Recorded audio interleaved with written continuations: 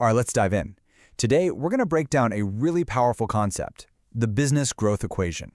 Think of it as a roadmap, a clear path forward, no matter what the economy decides to throw at you.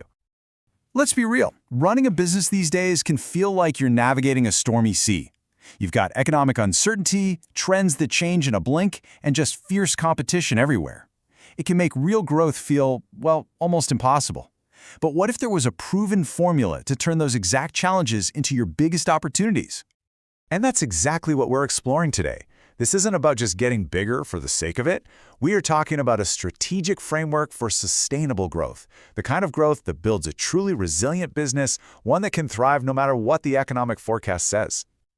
So what is this formula, really? At its core, it's a strategic framework. It combines the right mindset with practical systems and tactics, all designed to drive sustainable revenue.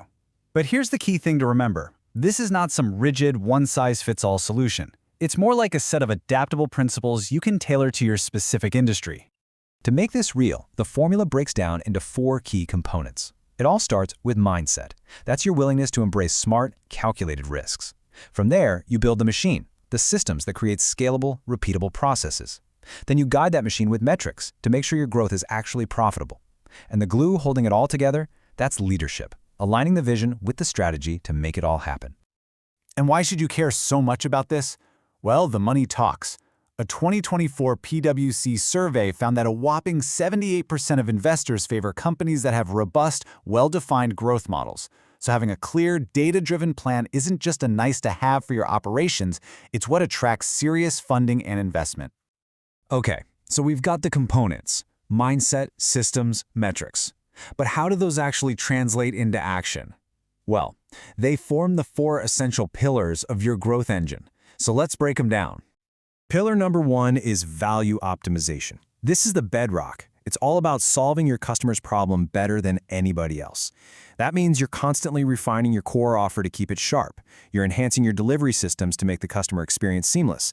And maybe you're even creating different value tiers to serve a wider and more profitable range of clients. Once your value is rock solid, you need Pillar 2, customer acquisition systems. Look, this isn't just doing some marketing. This is about building a predictable, measurable machine that brings new customers in the door. And that machine is fueled by targeted messaging that really speaks to your audience, clear conversion pathways that make it easy for them to buy, and a multi-channel approach so you're not putting all your eggs in one basket. Now let's move on to Pillar 3, which honestly is often the most profitable part of this whole equation: client experience and retention. You know, getting customers is one thing, but keeping them, that's where the real sustainable growth magic happens. So just how valuable is it?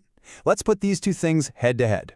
Think about all the effort, the cost, the marketing dollars it takes to acquire a brand new customer from scratch versus just keeping one you already have happy. The difference is pretty staggering. And this number just says it all.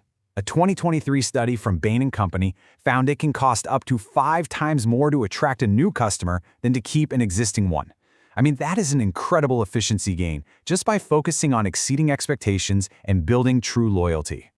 This quote is the perfect intro to our 4th and final pillar, performance metrics.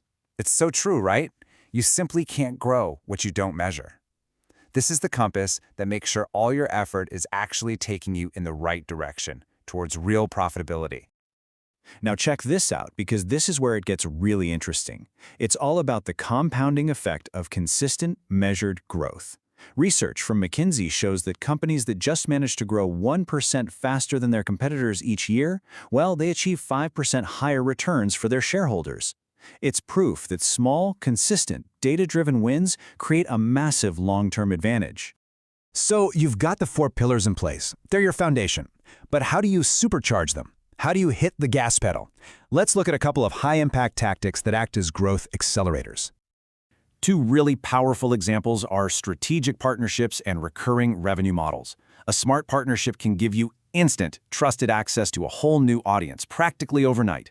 Meanwhile, things like subscription models don't just create predictable cash flow, they can dramatically increase the long-term valuation of your entire business. We've covered the pillars, we've talked about accelerators, but remember that 4th component we mentioned way back at the beginning? Leadership. It's the essential catalyst. It's the thing that makes this entire formula actually work.